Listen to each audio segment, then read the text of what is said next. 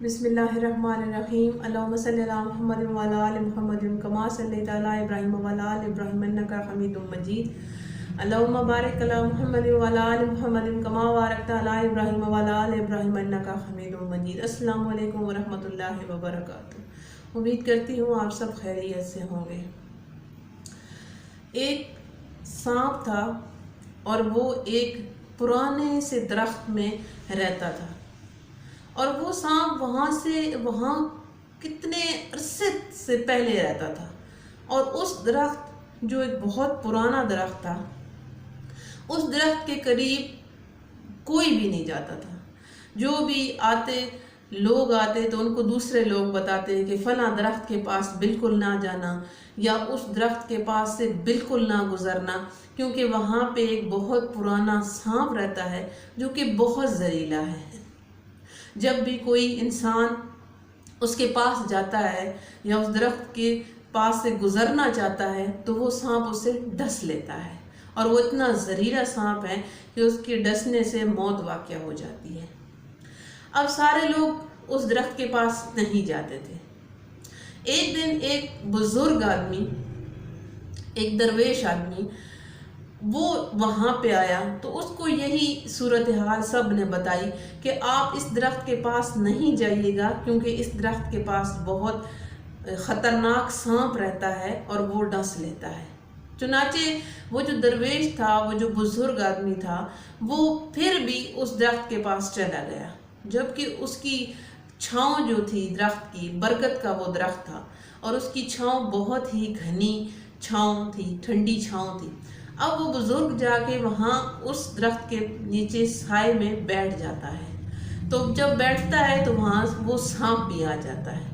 جب وہ آتا ہے سانپ، تو وہ درویش آدمی، بزرگ آدمی، وہ اس سانپ سے کہتا ہے کہ تم لوگوں کو کیوں ڈستے ہو؟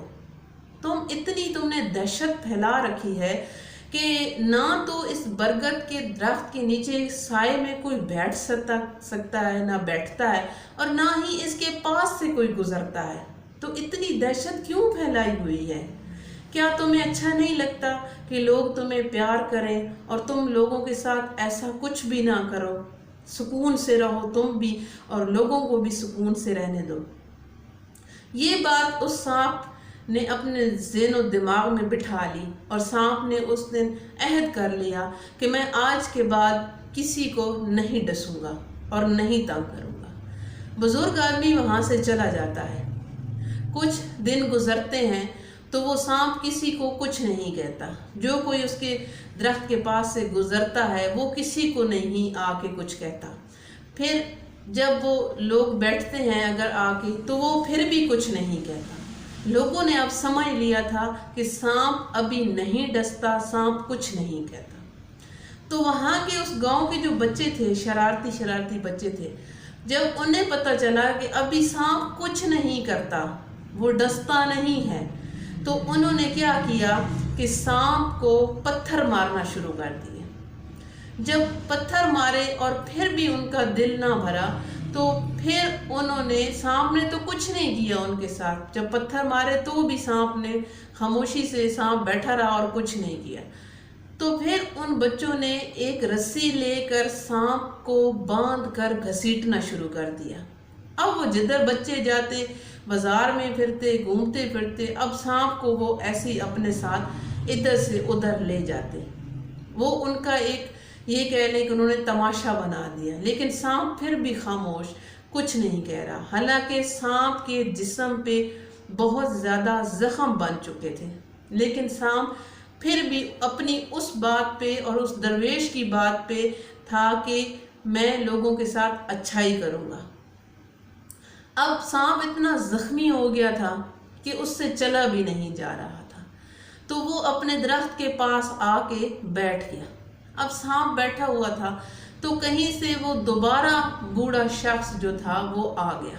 جب وہ آیا تو اس نے جب سانپ کی حالت دیکھی تو سانپ سے کہا کہ معلوم کرنے کی کوشش کی کہ یہ آپ کا حال کس نے کیا ہے؟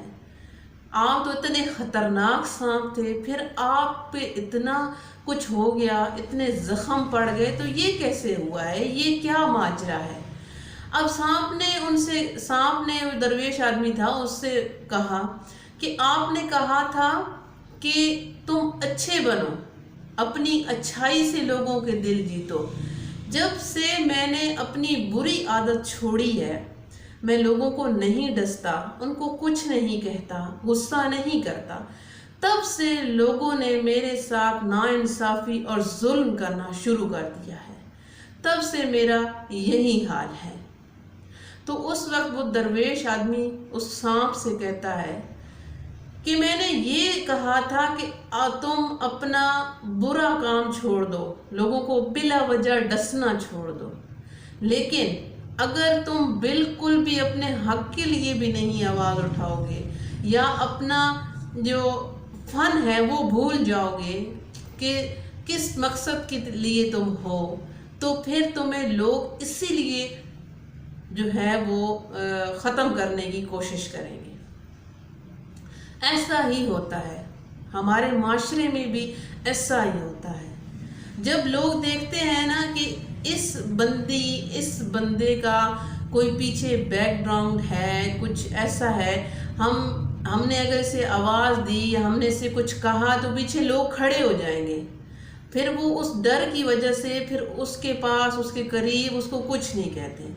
لیکن جب لوگوں کو یہ پتہ چل جاتا ہے کہ اس کے پیچھے تو کوئی نہیں ہے، یہ تو بولتا تک نہیں ہے، یہ تو کچھ نہیں کہتا، پھر لوگ جو ہیں وہ اپنی مرضی سے ظلم کرنا شروع ہو جاتے ہیں۔ آخر ایسا کیوں کرتے ہیں لوگ؟ کیوں لوگ دوسروں کا احساس کرنا بھول جاتے ہیں؟ کیوں وحشی بن جاتے ہیں؟ ہم سب انسانوں کو کیا اللہ تبارک و تعالیٰ نے اس لیے بنایا تھا کہ ہم دنیا میں آ کے ایک دوسرے کا حق کھائیں گے، ایک دوسرے پہ ناحق ظلم کریں گے، زیادتی کریں گے؟ کیا ہم نے آگے یہ کبھی سوچا ہے کہ ہم نے آگے جا کے حساب دینا ہے؟ یہاں تو 4 دن کی زندگی ہے، جو یہ سمجھ لے 2 دن گزر گئے، 2 دن رہ گئے۔ کیا ہم نے اوپر جا کے حساب نہیں دینا؟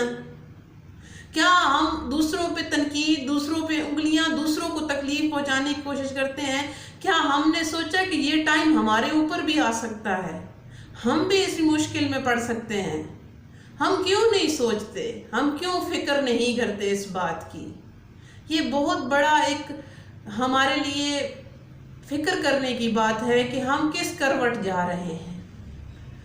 جب کوئی اچھا انسان اچھا کام کر رہا ہوتا ہے یا اچھائی کی طرف ہوتا ہے تو لوگ اسے اتنی باتیں سنا کے برائی کی طرف لانے کی پہ مجبور کرتے ہیں، اسے بولنے پہ، اسے بدتمیزی کرنے سے مجبور کر دیتے ہیں۔ آخرکار وہ انسان بول پڑتا ہے، پھر وہ کتنا خاموش رہے گا؟ وہ اپنی خاموشی توڑ دیتا ہے۔